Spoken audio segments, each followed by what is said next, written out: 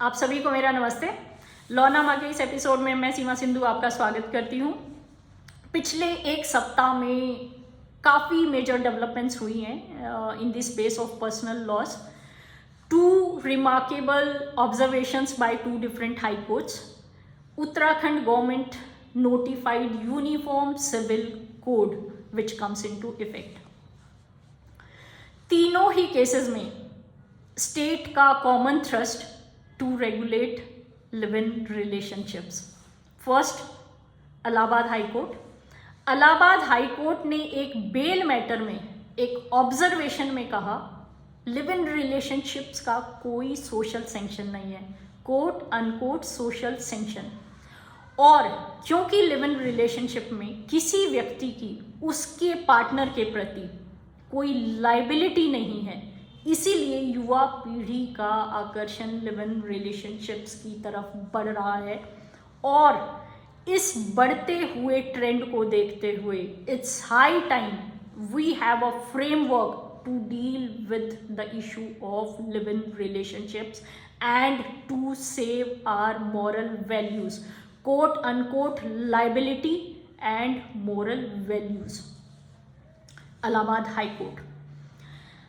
2 दिन पहले Rajasthan high court ने राजस्थान सरकार को निर्देश दिया कि जब तक स्टेट या सेंटर लिव इन रिलेशनशिप्स पर कोई कानून पास नहीं कर देते तब तक आप एक स्टैट्यूटरी अथॉरिटी या ट्राइब्यूनल सेटअप करिए to deal with the issue of live in relationships. High court ने राजस्थान सरकार को मार्च 2025 तक लिव इन रिलेशनशिप्स पे कंप्लीट डेटा हाई कोर्ट के समक्ष रखने को कहा है। Third, Uttarakhand uniform civil code. इस कोड के तहत किसी लिव इन कपल को अपना रिलेशनशिप इनिशिएट करते समय और उसको टर्मिनेट करते समय सरकार को नोटिफाई करना है।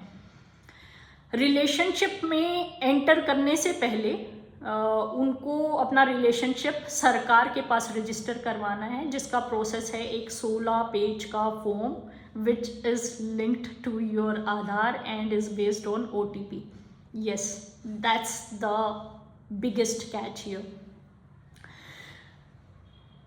इसके साथ ही दूसरी लीगल रिक्वायरमेंट ये भी है कि इस कपल को इस फॉर्म के साथ एक सर्टिफिकेट सबमिट कराना है उनके रिलीजियस हेड के द्वारा, जिसमें सर्टिफाई किया गया हो कि ये जो कपल है वो मैरिज के लिए एलिजिबल है।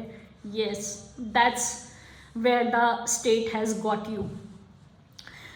ये जो तीनों डेवलपमेंट्स हैं इसके जो इम्प्लीकेशंस हैं मैं अपने फ्यूचर पॉडकास्ट में वो उनको डिस्कस करूँगी। आज के लिए मेरे 3 मेजर क्वेश्चंस हैं। फर्स्ट, इलाहाबाद हाई कोर्ट ने सोशल सैंक्शन की बात की लिव इन रिलेशनशिप्स के रिलेशन में। हरियाणा में जो सेम गोत्रा मैरिजेस हो रही थी क्या उसको सोशल सैंक्शन था? That's my question number 1। My question number 2, are we becoming a prurient state having excessive interest in others' sexual life? Where are we heading as a state? आप पिछले past में अगर देखें तो कोर्ट्स का और state machinery का काफ़ी टाइम कंसेंशुअल सेक्सुअल रिलेशनशिप्स को रेगुलेट करने में जा रहा है, while they are continuously failing in checking non-consensual sex in the country, that is rape। आप वो तो रोक नहीं पा रहे और आप कंसेंशुअल सेक्सुअल रिलेशनशिप्स को रेगुलेट करना चाह रहे हो। Where is your priority? My third question, are we a confused country?